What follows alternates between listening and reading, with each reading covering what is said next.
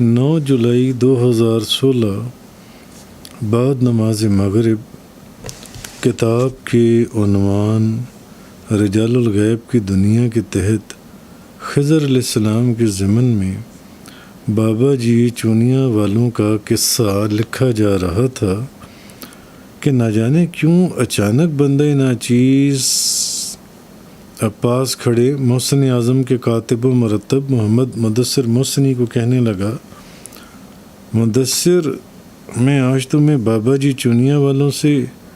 اپنی آخری ملاقات کا احوال نہ بتاؤں کہ وہ اس بھیس اور حلیے میں غالباً آخری مرتبہ کب تشریف لائے؟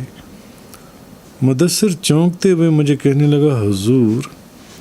6 سالوں سے اس کتاب پر کام جاری ہے، یعنی اس وقت اس کو 6 سال ہو چکے ہوئے تھے،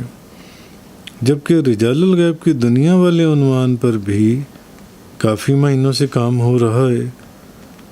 مگر آج پہلی مرتبہ میرے دل میں یہ خیال آیا ہی تھا کہ میں آپ سے پوچھوں ان بابا جی چونیا والوں سے آپ کی آخری ملاقات کا احوال کیا ہے؟ مگر اس سے پہلے کہ میں عرض کرتا، میرے عرض کرنے سے بھی پہلے آپ میری جانب دیکھتے ہوئے فرمانے لگے، مدثر، میں آج تمہیں بابا جی چونیا والوں سے اپنی آخری ملاقات کا احوال نہ بتاؤں۔ اس کی یہ بات سن کر میں نے دل میں سوچا، مدثر، تم اس کو میری کرامت سمجھتے رہو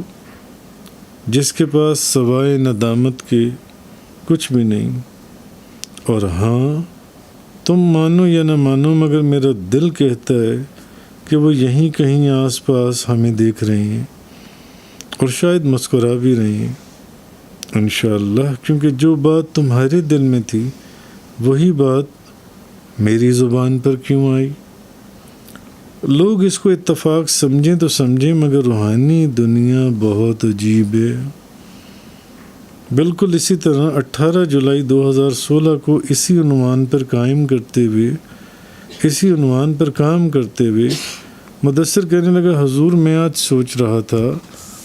قدرت اللہ شہاب نے شہاب نامے میں ایک بزرگ 90 کا ذکر کیا ہے جن سے ان کی بذریعہ غیب خط و کتابت رہتی، اب وہ قدرت اللہ شہاب کو سلوک کی تعلیم دیتے۔ خضر علیہ السلام کے ضمن میں آپ بابا جی چونیا والوں کا ذکر لکھ رہے ہیں، تو میرے دل میں خیال آیا کہ قدرت اللہ شہاب کو بھی خط لکھنے والے کہیں خضر علیہ السلام ہی نہ ہوں۔ پھر سوچا کہیں رجال الغیب میں سے کوئی اور ہی نہ ہو۔ انہی سوچوں میں بے دہانی کے اندر شہاب نامہ کھولا تو کھولتے ساتھ میری نظر جس پہلے جملے پر پڑی، وہاں انہوں نے اسی 90 نامی بزرگ کو گمنام اور نادیدہ خضر راہ لکھا ہوا تھا۔ رہی بات ان سے اس بھیس اور حلیے میں آخری ملاقات کی، تو واقعہ کچھ یوں ہے کہ انہوں نے گیٹ پر لگی گھنٹی بجائی اور والد صاحب کے پوچھنے پر فرمانے لگے، مجھے میرے یار میرے بیلی سے ملوا دو، مگر والد صاحب کہنے لگے، میں ابھی نہیں ملوا سکتا کیونکہ وہ سو رہا ہے۔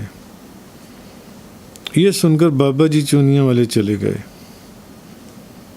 دل کو بہت تکلیف ہوئی کہ وہ آئے بھی مگر ملاقات نہ ہو سکی، مگر جب اگلے مہینے دوبارہ تشریف لائے تو نو کے مژگاں پہ محبت کے قطرے سجائے فرمانے لگے، میں نے آپ کے والد صاحب کو کہا تھا کہ مجھے میرے یار میری بیلی سے ملوا دو، مگر کوئی بات نہیں۔ خیر ناشتے کے بعد ابھی وہ دعا میں مصروف ہی تھے کہ پھر دل سے وہی آواز آتی سنائی دی، یقیناً یہ خضر علیہ السلام ہی ہیں۔ اسی سوچ میں ان کے چہرے کو ٹکٹکی باندھے ابھی دیکھ ہی رہا تھا، کہنے لگے، خضرا مسجد کہاں ہے؟ کدھر ہے؟ سوچنے لگا، جنہوں نے ان 15-20 سالوں میں کبھی مجھ سے گھر بدلنے پر پتہ تک نہ پوچھا، مگر وہ پھر بھی ہر جگہ پہنچ جاتے اور میرے استفسار پر بس اتنا فرماتے کہ میں یہاں سے گزر رہا تھا، اور شاید کبھی یہ کہتے کہ مجھے میری بیلی کی خوشبو کھینچ لائی، جیسا کہ میں پہلے بھی عرض کر چکا کہ میں نے انہیں کبھی کسی سواری پر بھی آتے ہوئے نہیں دیکھا تھا۔ اور ہاں، ایک حیران کن اتفاق یہ بھی تھا کہ ان 15 سالوں میں نے انہیں کبھی نماز پڑھتے ہوئے بھی نہیں دیکھا۔ پھر وہ کون سی خضرا مسجد کا مجھ سے پوچھ رہے تھے۔ اچھا، یہ جو بات میں نے کہی کہ میں نے ان کو کبھی نماز پڑھتے بھی نہ دیکھا، بزرگوں سے سن رکھا تھا کہ ابدالوں کی نماز بظاہر ایک لمحے یعنی 1 یا 2 منٹ کی ہوتی ہے، جیسے کہ بعض اولیاء چند قدم میں مکمل قرآن کریم پڑھ جاتی ہیں۔ کہتے ہیں امام ربانی مجدد الفسانی شیخ احمد سرہندی نماز فجر کے لیے مسجد میں گئے، دیکھا ایک شخص قبلہ رو دائیں کروٹ سو رہا ہے۔ آپ سوچنے لگے نماز پڑھ کے سو گیا ہوگا۔ پھر ظہر کے وقت مسجد میں گئے، تب بھی اسے اسی کروٹ سوتے پایا۔ پھر عصر کے وقت گئے تب بھی، اور پھر مغرب کے وقت گئے تب بھی انہوں نے وہی کیفیت دیکھی۔ تو جب مغرب کا وقت تنگ ہونے لگا تو آپ نے اس کو جگا کر فرمانے لگے نماز قضا ہو جائے گی۔ وہ شخص جاگا اور وضو کر کے پہلے اس نے نماز فجر کی نیت کی۔ تو حضرت مجدد پاک فرماتے ہیں میں نے دیکھا کہ جب اس نے نماز فجر کی نیت کی تو ایکوریٹ وہ فجر ہی کا وقت ہو گیا۔ پھر اس نے ظہر کی نیت کی تو ظہر کا وقت معلوم ہونے لگا، یعنی آسمان پر،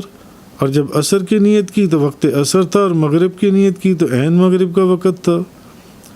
خیر، شیخ معظم بابا جی صاحب رحمۃ اللہ علیہ فرمایا کرتے تھے ابدالوں کی نماز تو بس اتنی ہے کہ ادھر ہاتھ باندھے، رکوع،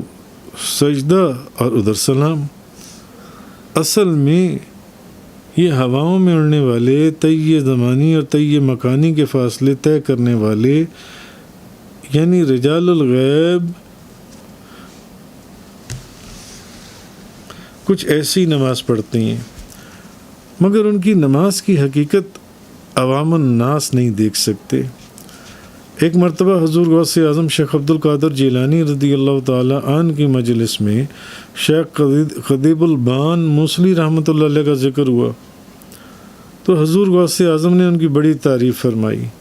تو کسی نے اعتراض کیا کہ حضرت، جس بزرگ کی آپ تعریف کر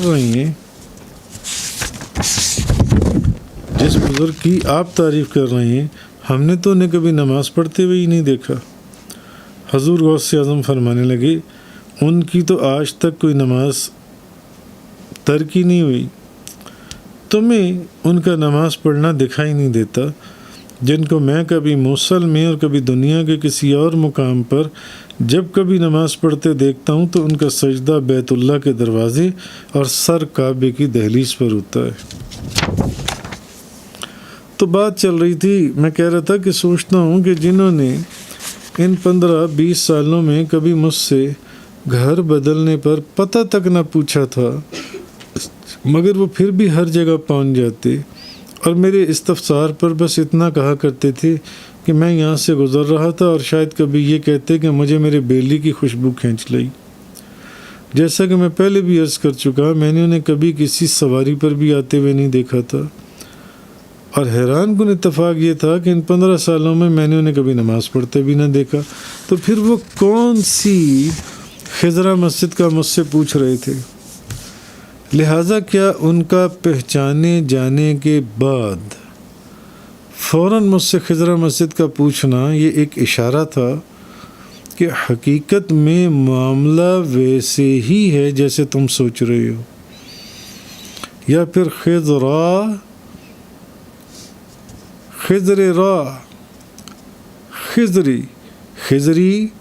خضرا کی دنیا کے کوئی کوڈ ورڈز تھے، اور یہ کوڈ ورڈز میں گفتگو کا ایک انداز، کیونکہ بزرگوں سے یہ بھی سن رکھا تھا کہ بزرگوں کے کوڈ ورڈز بزرگ ہی پہچانتی ہیں۔ کیا معلوم جس کو میں خضرا سمجھ رہا تھا وہ اس کو خضر راہ فرما رہی ہوں، جو کہ سننے میں خضرا ہی معلوم ہو رہا تھا۔ اور اگر کسی کے ذہن میں یہ خیال ہو کہ وہ تو کسی خضرا مسجد کا پوچھ رہے تھے، اس میں کوڈ ورڈز کہاں سے آ گیا؟ بالکل آ گیا، کیونکہ یہاں بھی ممکن ہے کہ کہیں وہ یہ نہ فرما رہے ہوں کہ اے خضر راہ مسجد کدھر ہے، یعنی اے دوست راہ مسجد کدھر ہے، خدا کے گھر کا راستہ کدھر ہے۔ اور قرآن سے ثابت ہے کہ خضر علیہ السلام مستقبل کے حالات سے واقف ہوتے ہیں۔ اب چونکہ خضر کے معنی رہنما، مرشد، رہبر، راستہ دکھانے والے کے بھی تھے،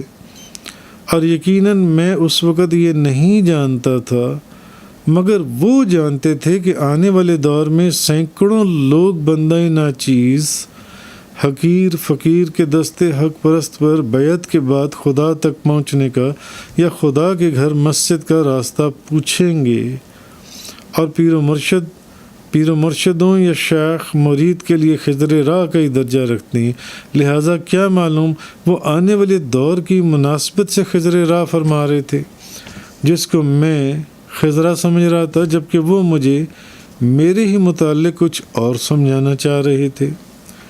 جیسا کہ اوپر بیان ہوا، بزرگوں کے کوڈ ورڈز بزرگ ہی پہچانتے ہیں۔ مثلاً ایک مرتبہ حضرت ابراہیم علیہ السلام حضرت اسماعیل علیہ السلام کے گھر تشریف لائے تو وہ گھر پر موجود نہیں تھے۔ آپ نے ان کی بیوی سے گزر اوقات اور حالات کے متعلق پوچھا تو اس نے تنگی اور سختی کی سخت شکایت کی، سختی میں جواب دیے۔ تو آپ فرمانے لگے جب اسماعیل آئے تو اس کو میرا سلام کہنا اور کہنا کہ دروازے کی دہلیز کو تبدیل کر دے۔ جب اسماعیل علیہ السلام واپس آئے اور پیغام سنا تو فرمایا وہ بزرگ میرے والد تھے، فوراً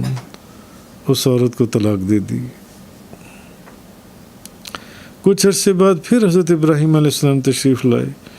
اتفاق سے پھر حضرت اسماعیل علیہ السلام گھر میں موجود نہیں تھے۔ اب ان کی موجودہ بیوی سے گزر اوقات کے متعلق پوچھا، اس نے بڑے اچھے انداز میں اچھی گفتگو کی، حال چال پوچھا تو اور اس نے کہا ہم خیریت اور خوشحالی میں ہیں، اللہ کا شکر ہے۔ تو آپ نے ان کے لیے برکت کی دعا فرمائی اور فرمایا جب شوہر آ جائیں تو میرا سلام کہنا اور میرا یہ حکم سنانا کہ دروازے کی دہلیز کو بدلنا نہ، برقرار رکھنا۔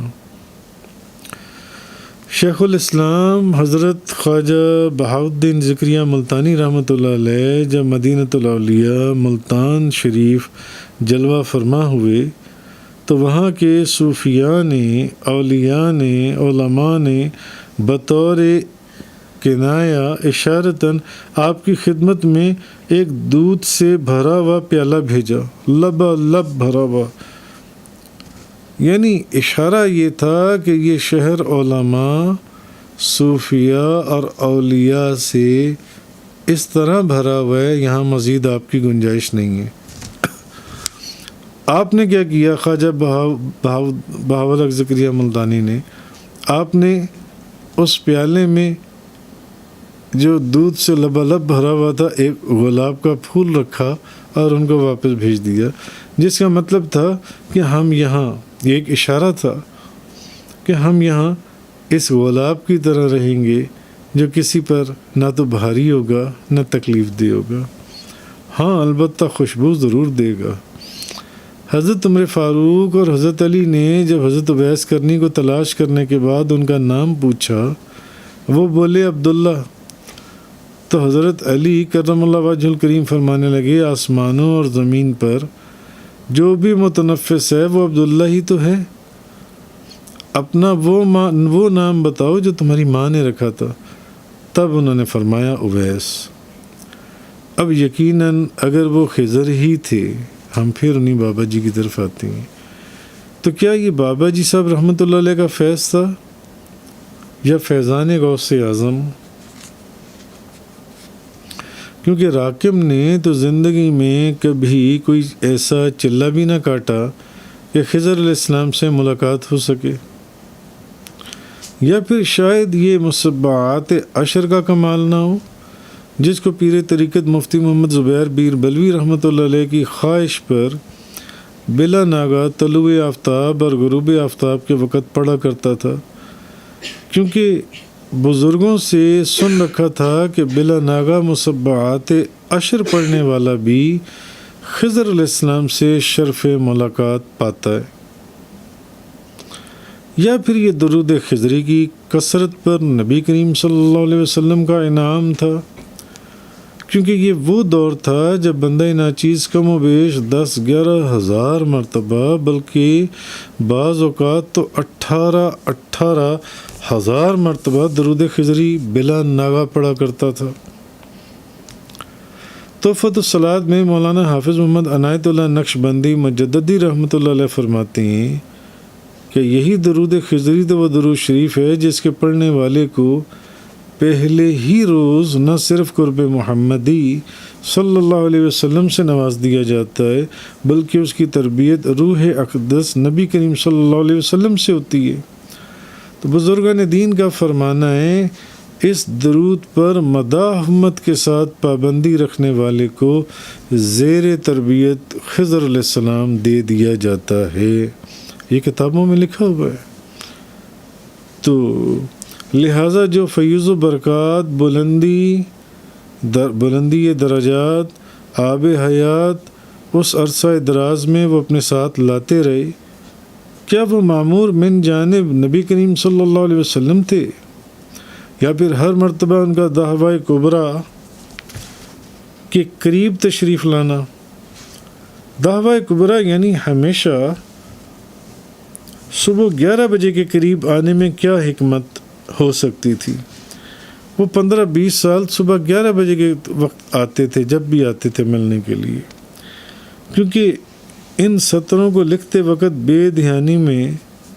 جب میں یہ لکھ رہا تھا یہ مقام اس کتاب میں،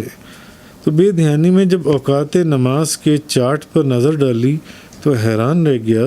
کہ 1 جنوری تا 31 دسمبر پورے سال میں کوئی بھی دن نکال لیں، اس پر دعویٰ کبریٰ کا وقت 11 بج کر کچھ ہی منٹ تھا۔ یعنی ہر پورے سال کا کوئی دن نکال لیں 11 بج کر کچھ ٹائم تھا، جبکہ اسی چارٹ پر کسی بھی نماز کے اوقات پر نظر ڈال لیں جگہ جگہ وقت تبدیل نظر آئے گا۔ لہٰذا ان کے ہمیشہ صبح 11 بجے آنے میں کیا حکمت ہو سکتی تھی؟ اس کی تفصیل اگر آپ دیکھنا چاہیں تو پھر راکم کی کتاب محسن و زمان محسن کے عنوان لقد احصاہم وعدہم عدا میں عدد 11 کے تحت ملاحظہ فرما سکتے ہیں آپ، حضور غوث اعظم کے حوالے سے جو عجیب و غریب باتیں میں نے لکھی ہیں اس کے اندر۔ تو یہاں یہ بھی عرض کرتا چلوں کہ 11 یا 11:30 کے قریب اگر کوئی بندہ میرے حضور قبلہ کعبہ بابا جی صاحب رحمۃ اللہ علیہ سے وقت پوچھتا یا آپ سے عرض کرتا تو آپ غوث پاک سرکار کی محبت میں فرمایا کرتے تھے، اچھا 11:30 دا ٹائم ہو گیا، 11:30 کو 11:30 دا ٹائم ہو گیا، یعنی اب ہمارے دوستوں کا وقت ہو گیا۔ تو بہرحال یہ جو بات میں نے کہی، یا پھر ہر مرتبہ ان کا دعویٰ کبریٰ کے قریب تشریف لانا 11ویں والے پیران پیر شیخ عبد القادر جیلانی کی طرف سے مقرر کردہ تھا، یا پھر عاشق غوث الورا فناف المصطفیٰ بابا جی حاجی محمد یوسف علی نگینہ رحمۃ اللہ علیہ کی بارگاہ میں اس ادا کی اس قبولیت کا ثمر تھا کہ نگاہ ان کے سوا کسی اور جانب کبھی اٹھی ہی نہ تھی۔ واللہ عالم و رسولہ عالم۔